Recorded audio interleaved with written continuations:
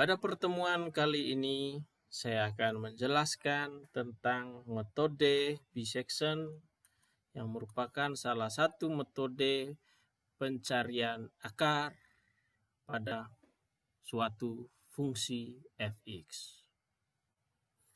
Berikut ini adalah sebuah contoh metode bisection di mana sebuah fungsi diberikan fx sama dengan E pangkat X kurang 2 kurang X kuadrat. Diminta untuk mencari akarnya dengan metode bisection dan diketahui nilai awal atau nilai XI-nya atau XL itu batas bawahnya 0,5 dan XU atau batas atasnya 1,5 dengan nilai ES-nya sama dengan 1%.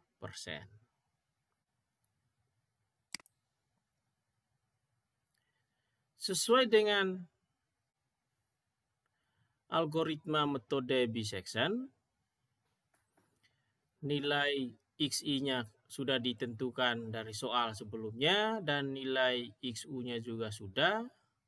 Langkah yang kita hitung selanjutnya adalah mencari nilai XR atau akarnya menggunakan rumus metode bisection, yaitu XI tambah XU dibagi 2 atau batas bawah ditambah dengan batas atas dibagi 2. Kalau dalam algoritma tadi menggunakan XL, di sini di atasnya XU sama saja, maksudnya adalah batas bawah tambah dengan batas atas dibagi 2, yaitu 0,5 tambah 1,5 dibagi 2 sama dengan 1. Sesuai dengan algoritma metode bisection, langkah kedua kita sudah lewati. Selanjutnya kita lanjut ke langkah yang ketiga, yaitu mencari nilai perkalian fxl kali fxm atau fxi kali fxr. Dari contoh ini, nilai dari fxi-nya atau nilai dari fungsi batas bawahnya yaitu min 0,60128 dan nilai dari fxr-nya min 0,28172. Angka ini dari mana? Kita masukkan nilai X-nya ini, XI dan XU dan XR ini ke dalam persamaan fungsinya. Fungsinya tadi adalah ini. E pangkat X kurang 2 kurang X kuadrat. Jika XI-nya atau X-nya 0,5 berarti E pangkat 0,5 kurang 2 kurang 0,5 pangkat 2. Nilainya adalah min 0,60128. Jika XR-nya atau X-nya kita ganti dengan 1, maka fxr E pangkat 1 kurang 2 kurang 1 kuadrat. Nilainya min 0,28172. Langkah selanjutnya adalah kita mencari nilai dari fxi kali fxr.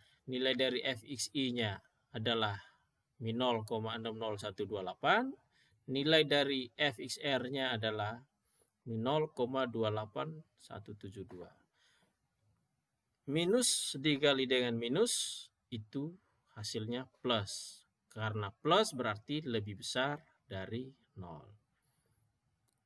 Sesuai dengan algoritma metode bisection, jika lebih besar dari 0, perkalian ini, jika lebih besar dari 0, yang berubah adalah XL menjadi XM, yang tetap adalah XU-nya. Sehingga nilai XI baru atau XL baru sama dengan XM, sama dengan 1 yang kita hitung tadi sebelumnya.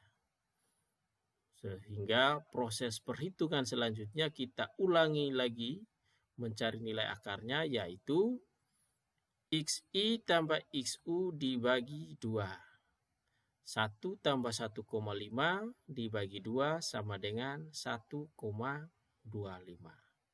Jadi bukan 0,5 tambah 1,5 lagi, tetapi 1 ditambah dengan 1,5. Karena akarnya bukan dari 0 sampai 1,5, tetapi dari 1 sampai 1,5. Karena hasil perhitungan metode bisection pada langkah kedua kita sudah hitung. Yang berubah adalah XI menjadi XR. Kenapa? Karena hasil perkalian FXI kali FXR lebih besar dari 0. Langkah berikutnya kita menghitung nilai absolut dari EA, yaitu nilai sekarang.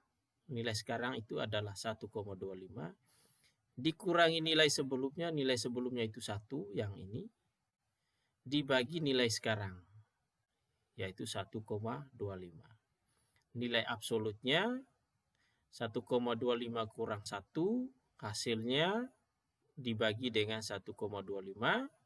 Setelah itu dikali dengan 100%. Error pada langkah yang kedua adalah 20%. Masih jauh dari permintaannya ES 1%. Sehingga kita lanjut ke iterasi berikutnya. Lanjut ke iterasi berikutnya adalah berapakah nilai, pertanyaannya berapa nilai XI dan berapa nilai XU. Apakah XI-nya tetap 1 dan XU-nya berubah, atau XI-nya 1,25, XU-nya berubah menjadi tetap 1,5. Kita lihat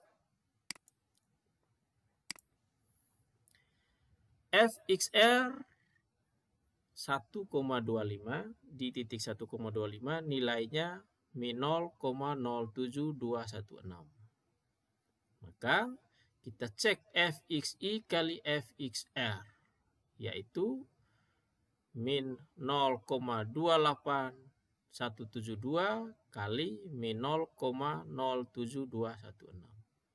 Tidak perlu kita hitung berapa nilainya, lihat saja tandanya minus kali minus, pasti hasilnya plus.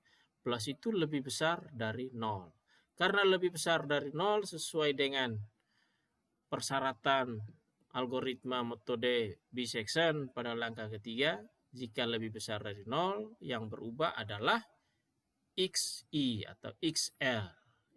Batas bawahnya yang berubah menjadi XM, XU-nya tetap. Maka perhitungan selanjutnya adalah XR sama dengan XI tambah XU dibagi 2, rumusnya XI-nya 1,25, XU-nya 1,5, XI-nya 1,25 dibagi 2 sama dengan 1,375. Kemudian kita hitung lagi EA-nya untuk menentukan apakah kita lanjut ke iterasi berikutnya, apakah tidak. Ternyata nilai EA-nya 9,1%. Diperoleh dari mana? Nilai sekarang yang ini dikurangi nilai sebelumnya. Nilai sebelumnya berapa? Yaitu pada langkah sebelumnya tadi 1,25 dibagi dengan nilai sekarang yang 1,375. 1,375 dikurangi 1,25,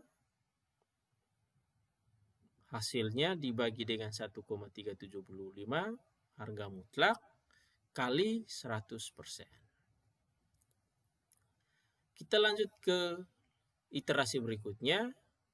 Iterasi berikutnya langsung ke rumus ini. XR sama dengan XI tambah XU dibagi 2. Pertanyaannya yang berubah yang mana? Apakah XI ataukah XU? Cara mengeceknya yaitu perkalian antara fxi kali fxr. Nah, fxr, xr-nya di titik 1,375 yang ini tadi. Kita masukkan nilai dari 1,375 ke persamaan sebelumnya. Yang ini 1,375 pangkat 1,375 dikurangi 2 kurang 1,375 pangkat 2. Nah, diperoleh nilainya min 0,06445. Maka perkalian fxi kali fxr, nilai fxi-nya yaitu min 0,07216 pada perhitungan sebelumnya, nilai dari fxr-nya plus 0,06445. Minus dikali plus hasilnya minus. Karena minus berarti lebih kecil 0. Karena lebih kecil dari 0 sesuai dengan persyaratan tadi, maka yang berubah adalah XU. XU baru adalah 1,375, yaitu yang ini tadi pada langkah sebelumnya. XI-nya tetap berapa? Tetap 1,25. Jadi bukan 1,25 tambah 1,5 lagi, tetapi 1,25 tambah 1,375 pada langkah yang ketiga ini. Jadi XR sama dengan XI tambah XU dibagi 2 sama dengan 1,25 tambah 1,375 dibagi 2 sama dengan 1,3125. Selanjutnya kita hitung lagi nilai dari EA. Harga mutlak dari EA. Nilai sekarang yaitu ini 1,3125 dikurangi sebelumnya pada langkah yang kedua, yang ini dibagi dengan nilai sekarang 1,3125. Hasilnya harga mutlak, hasilnya dikali 100% sama dengan 4,76%. Jadi sudah semakin turun dari yang diminta 0,1%. 1% dari pada nilai ES-nya. Langkah berikutnya sama, hanya dicek dulu apakah nilai fxi kali fxr-nya lebih kecil atau lebih besar dari 0. Mari kita lihat. Ternyata nilai fxr-nya itu minus min 0,0072. Fxi kali fxr yaitu min 0,07216. Nilai dari fxi, fxr-nya min 0,0072. Minus kali minus sama dengan plus, lebih besar dari 0. Karena lebih besar dari 0, maka xi yang berubah menjadi xr. Nilai xr tadi adalah 1,3125, maka xi baru 1,3125. Kita hitung lagi dengan menggunakan metode bisection. XR sama dengan xi plus xu dibagi 2. Sama dengan 1,3125 tambah 1,375 dibagi 2. Sama dengan 1,34. Sekian. Kemudian kita hitung lagi nilai harga mutlak EA-nya. Ternyata harga mutlak EA-nya sudah turun.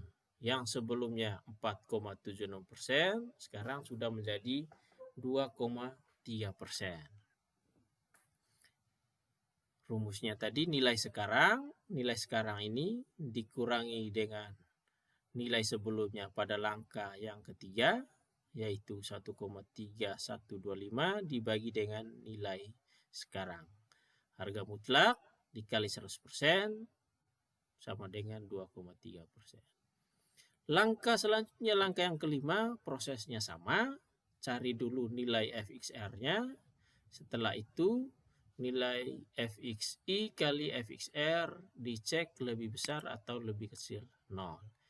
Fxr-nya sekarang XR di titik 1,3125 itu sama dengan min 0,0072. Hasil perkaliannya antara Fxi kali Fxr ternyata lebih kecil 0, yaitu minus dikali plus hasilnya minus. Minus lebih kecil dari 0. Maka karena lebih kecil dari 0, yang berubah adalah XU.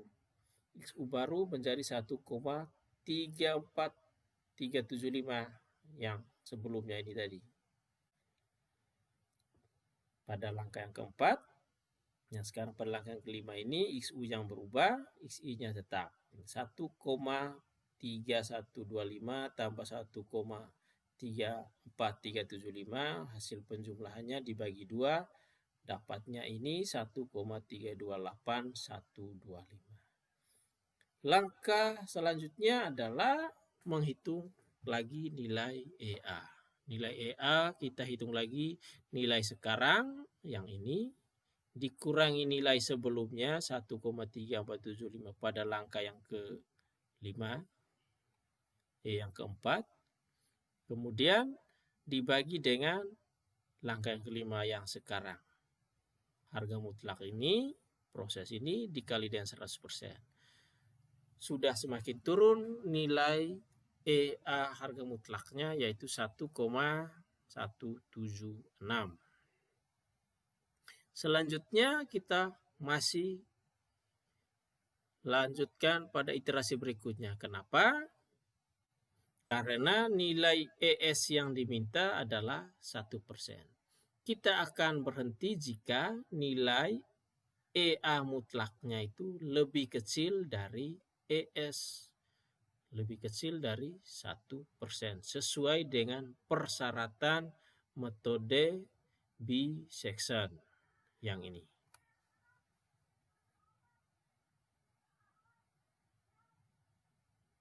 Sementara pada langkah yang kelima kita baru dapatkan 1,176%.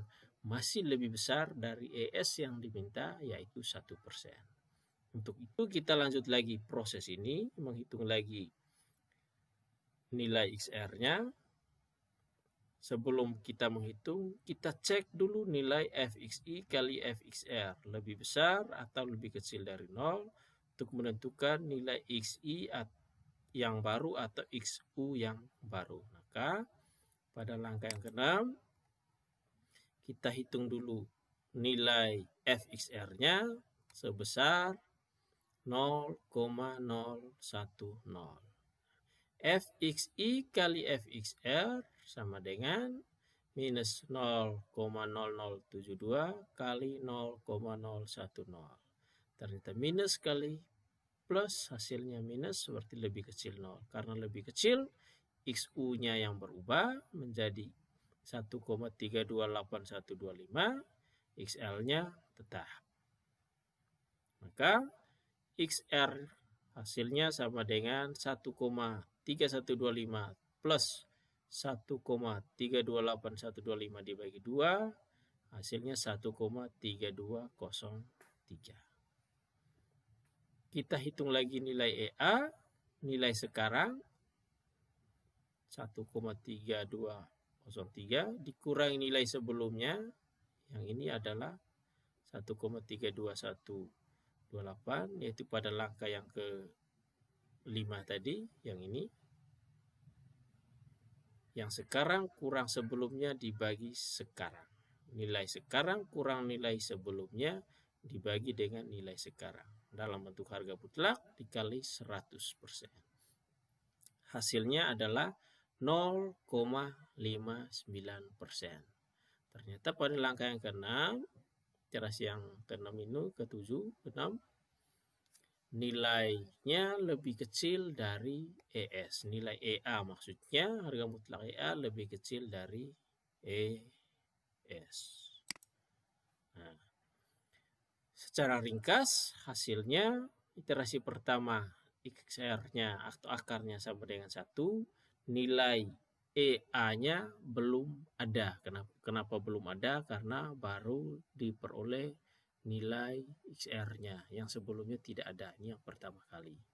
Kemudian iterasi kedua iterasi kedua nilai XR-nya 1,25, errornya EA harga mutlaknya atau kesalahan aproksimasinya 20%. Iterasi ketiga kesalahan aproksimasi harga mutlaknya 9,1%. Dan iterasi yang ketujuh XR-nya 1,3203 dan harga mutlak error aproksimasinya 0,59. Jika ES sama dengan 1%, maka akarnya adalah 1,3203. Kita berhenti proses perhitungannya karena sudah memenuhi syarat nilai EA, persentase harga mutlak error aproksimasi, yang ini 0,59, lebih kecil dari ES. Karena lebih kecil, maka kita berhenti proses perhitungan, maka akarnya adalah 1,3203 sebanyak 7 iterasi. Keuntungan dan kerugian dari metode bisection. Keuntungannya selalu konvergen.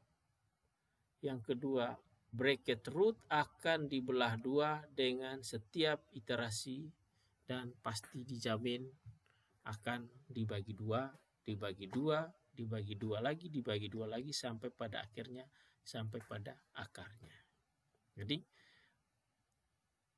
pengurungan akarnya akan dibelah dua dengan setiap iterasi dan pasti dijamin bahwa akan diperoleh, dipersempit, dipersempit, dipersempit. Selalu konvergen artinya proses pencarian akarnya akan mengarah ke satu titik, tidak akan membias keluar. Pencariannya makin lama, makin banyak iterasinya, makin lama, makin lama, makin lama, dan akan mencapai titik yang diinginkan. Atau dengan kata lain, dari kelihatan di EA-nya, makin lama EA-nya makin kecil, dan akarnya makin menunjukkan nilai sebenarnya. Itu yang disebut dengan konvergen.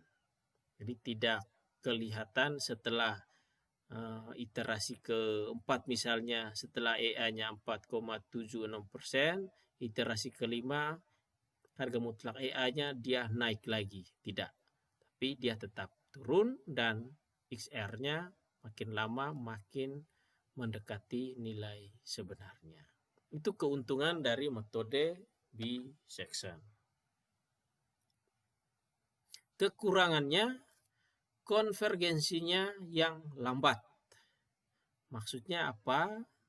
Bisa dilihat di tabel ini tadi, membutuhkan iterasi yang cukup banyak. Proses pekerjaan manual memang ini membosankan. Tapi kalau menggunakan mesin komputer mungkin cepat. Tapi ya bisa dilihat proses ini membutuhkan waktu yang lama untuk mencapai konvergensi. Kemudian jika salah satu tebakan awal dekat dengan akar yang sebenarnya, konvergensi lebih lambat juga. Tebakan awalnya nanti misalnya dari titik satu dengan titik yang titik bawah, batas bawah dengan titik batas atasnya, salah satunya dekat dengan salah satu akar, maka konvergensi akan makin lambat karena proses bagi duanya akan semakin menjauh. Kerugian lanjutannya, jika suatu fungsi fx sedemikian rupa sehingga hanya menyentuh sumbu x, maka tidak akan dapat menemukan tebakan batas bawah dan batas atasnya. Misalnya kasusnya seperti ini, fx-nya x kuadrat. Maka akarnya batas bawahnya dipilih seperti apapun dengan batas atas, tidak akan menemukan kira-kira batas bawahnya berapa, batas atasnya berapa. Kenapa? Karena dia hanya menyinggung sumbu x dan tidak memotong. Hingga proses pencarian akarnya bisa dikatakan divergen atau menjauh. Kekurangan lanjutannya perubahan fungsi tanda tetapi akar tidak ada. Meskipun ada perubahan tanda dari positif ke negatif atau negatif ke positif, tidak akan menemukan akar. Seperti pada persamaan ini fx sama dengan 1/x. Grafiknya seperti ini, tidak akan menemukan akar. Ya, kira-kira demikian presentasi saya. Satu buah contoh soal untuk menentukan, mengerti tentang bagaimana metode bisection dipelajari untuk memahami metode bisection. Demikian presentasi saya. Terima kasih atas perhatiannya. Sampai ketemu di materi berikutnya.